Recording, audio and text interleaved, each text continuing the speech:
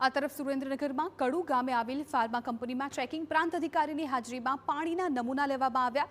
જીપીસીબીની ટીમે પાણીના નમૂના તપાસ માટે મોકલ્યા। કંપની પ્લાન્ટમાંથી ગટરમાં કેમિકલયુક્ત પાણી છોડાતું હોવાનો આરોપ કળમ ગામના ઉપસરપંચે કંપની સામે કરી હતી રજૂઆત। રિપોર્ટમાં જો ખામી બહાર આવશે તો નિયમ મુજબ કરાશે કાર્યવાહી। કંપનીમાં રહેલ એસટીબી પ્લાન્ટ ઈટીબી પ્લાન્ટના વોટર ફાઇનલ વોટર આઉટલેટના સેમ્પલ લેવામાં આવેલ છે, તેમજ સોઇલ ટેસ્ટિંગ માટે સોઇલના સેમ્પલ લેવામાં આવેલ છે, તેમજ નજીકના જે ગ્રાઉન્ડ વોટર સોર્સ છે, તળાવ છે, પોન્ડિંગ છે, ત્યાંના સેમ્પલ લેવામાં આવેલ છે। જે સેમ્પલ જીપીસીબીના અધિકારીઓએ લીધા છે અને એ સેમ્પલ ચકાસણી અર્થે મોકલીશું અને ત્યારબાદ રિપોર્ટ આવતા જે નિયમો અનુસારની કાર્યવાહી જો રિપોર્ટમાં કંઈ એવી શક્યતા જણાશે તો નિયમો અનુસારની કાર્યવાહી હાથ ધરવામાં આવશે।